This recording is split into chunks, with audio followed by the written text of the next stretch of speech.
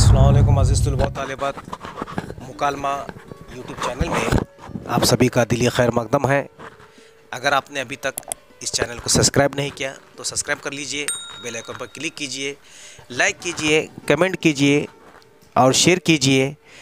तो चलिए आज हम 10वीं जमात की आखिरी नज़म सीता मुसन्निफ़ा शफ़ीक़ फ़ातिमा शोरा। अब पहली बात देखिए, इस्लाम ने औरतों को वो हुकूक अता किए हैं जो उससे पहले उन्हें हासिल नहीं थे। तो कोई इस्लाम मज़हब आने से पहले औरतों को हुकूक हासिल नहीं थे। तो देखो आगे और देखें क्या क्या है। देखो, औरत माँ, बहन, बेटी और बीवी हर हैसियत से हमारे लिए काबिल एहतराम है।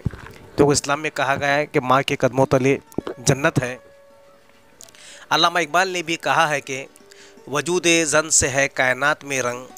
तो इसी मिस्री पर्दे को जो है तालीमी निस्वाएँ एक मज़मून हमारा इस चैनल पर मौजूद है, देख लीजिए आप लोग। हिंदू मज़हब की मशहूर किताब रामायण में सीता का किरदार एक पाकबाज बीवी की हैसियत से सामने आता है कि देखो अपने हिंदुस्तान मुल्क के तनाजुर में इस नज़्म को देखना है, क्योंकि मुसलमानों की आमद से पहले भी जो है यहाँ पर लोग रहा करते थे और उनकी मज़हबी किताब में रामायण में जो है सीता का ज़िक्र, उसकी पाकबाजी का ज़िक्र जा बजा रामायण में मिलता है। ज़ैल की नज़्म में सीता के किरदार पर एक नए ज़ाविये से रोशनी डाली गई है।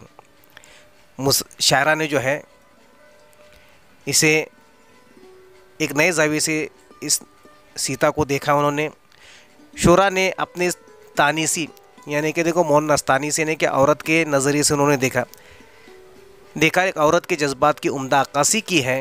तानीसी नज़रिए से मुराद ये है औरतों के तमाम मसाइल को औरतों के तसव्वुरात व ख़यालात के मुताबिक देखना और समझना और उसका हल तलाश करना। यानी कि औरतें किस नज़र से देखती इस चीज़ को। पहचान देखिए, शफ़ीक़ा फ़ातिमा शोरा 17 मई 1930 को नागपुर में पैदा हुई। इब्तिदाई तालीम उन्होंने घर पर ही हासिल की। बीए का इम्तिहान उस्मानिया यूनिवर्सिटी हैदराबाद और एमए का इम्तिहान नागपुर यूनिवर्सिटी से पास किया और मुमताज़ कॉलेज हैदराबाद में तदरीस के फ़राइज़ अंजाम दिए। शोरा ने इब्तिदा में अंग्रेज़ी नज़मों के मंजूम तर्जुमे भी किए। वो बुनियादी तौर पर नज़्म की शायरा हैं। उनकी बेशतर नज़मों का मरकज़ी ख़याल अनोखा इसलूब और मुनफ़रद है। शोरा की नज़मों में इस्लामी तारीख़ और कुरानी वाक़यात के हवाले भी मिलते हैं। उन्होंने मौजूदा ज़माने की तहज़ीबी और सियासी मसाइल को भी अपने नज़मों में पुरअसर अंदाज में पेश किया है।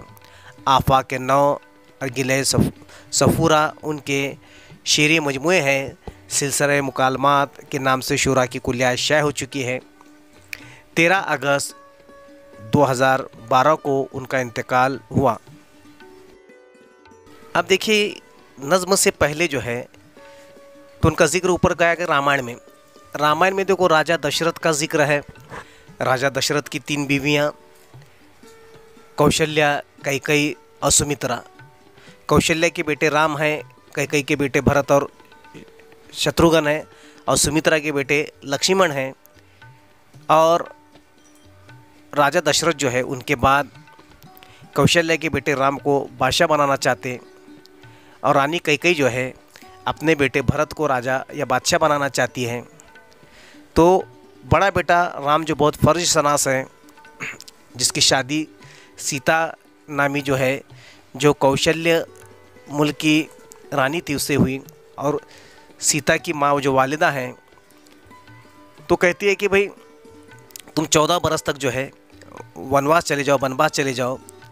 तो अपनी सौतेली माँ का कहना मानकर जो है राम जो अपनी बीवी सीता को लेकर 14 साल के लिए वनवास निकल जाते हैं। और उनके हमराह उनकी बीवी सीता भी जो है ये राजपाट यानी कि हुकूमत को छोड़कर अपने शोहर के साथ वो भी वनवास चली जाती है। तो अब देखो 3 बंदों पर मबनी ये नज़्म है। अब देखते हैं उसके नज़्म ख़वानी मैं करता हूँ, तो देखिए अब गौर से देखिए, मैं पढ़ता हूँ। तेरा नाम लेके सहर जागती है, सहर के माने सुबह। देखो, तेरी गीत गाती है तारों की महफिल। यानी कि हिंदुस्तान में सीता की मिसालें, सीता का नाम हर एक के ज़बान पर ये मौजूद है, उसकी त्याग, उसकी कुर्बानी की दास्तान हर कोई जो है ये बयान करता है कि एक रानी, एक राजा की बेटी होने के बावजूद भी अपने शौहर के फ़र्ज शनासी के लिए अपने शौहर के साथ वो जो है अपने राजपाट को, अपने ज़िंदगी के ऐश व आराम को छोड़कर जंगल में जाने को तैयार हो जाती है। तो तेरे खाक के फारसी लफ्ज़ को पाने के पाँव की धूल, हिंद का राज अज़मत, कि भाई तेरे हिंदुस्तान की अज़मत का जो है, हिंदुस्तान की शान जो तेरी वजह से मौजूद है, तेरी ज़िंदगी मेरे ख्वाबों की मंजिल। कि जब मैं तेरी ज़िंदगी के बारे में जब सुना, पढ़ा, तो मैं बहुत ज़्यादा मुतासिर हुई। तेरी कहानी सुनकर थर्रा उठी मैं, धड़कने लगा ज़ोर से फिर मेरा दिल। तो शफ़ीका फ़ातिमा कहती हैं कि तेरी जब कहानी पढ़ी, तेरी कुर्बानी की, तेरी त्याग की, तेरे परेशानी की, तेरे ऐश व आराम को छोड़ने की जो है, तो मैं बहुत ज़्यादा मुतासिर हुई।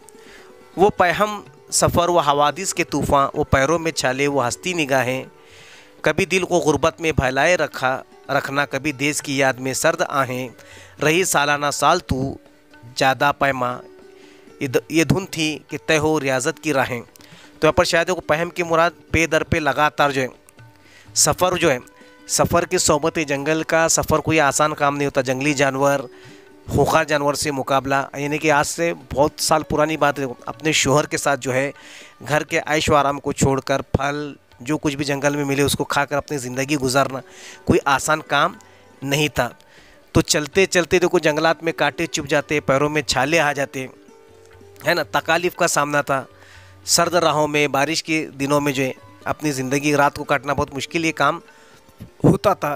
कभी तेरे गुर्बत को बनाए रखना, तो को ना माल है ना दौलत है, बिल्कुल एक गिरवा रंग का लिबास पहने जो है जंगल में जा रहे हैं। कभी देश की याद में सर्द हैं, जब कभी अपने मुल्क की, अपने राजपाट की जब याद आती तो सिवाय आंसुओं के आह गुजारी के कुछ नहीं था।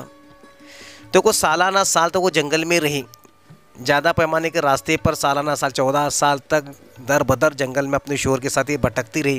ये धुन तो की तय हो रियाजत की राह, रियाजत यानी कि सख्त इबादत, सब जो मुश्किलात थी ये मुश्किलात के राहें निकल जाए। मगर आजमाइश थी कुछ और बाकी अभी सामने, और भी थे इम्तिहान। असीरी फिर एक राक्षस की असीरी, बहुत दूर तुझसे तेरा पासमा थे, तेरे पाक फितरत में मगर एक सफ़र थी, तेरे सामने राक्षस नातवा थे। तो एक मरतबा क्या होता है, देखो जो सीता जो है अपने शौहर से फरमाइश करती कोई हिरन का शिकार करके मुझे लेकर हम, तो हिरन के शिकार के लिए राम और लक्ष्मण ये निकल जाते हैं। तो उसके शिकार के लिए बहुत दूर तक वो आगे चले जाते हैं। उतने में देखो राक्षस जो रावण है वो अपने जंगल में घूमते रहता, वो अपने एक परिंदे पर बैठ कर वो घूमते रहता। तो सीता को देखता, सीता को अकेली देखकर जो है वो अपना उसको कैदी बनाता राक्षस, और अपने साथ लंका में जो है लंका नरेश रावण जो है लंका लेकर जाता।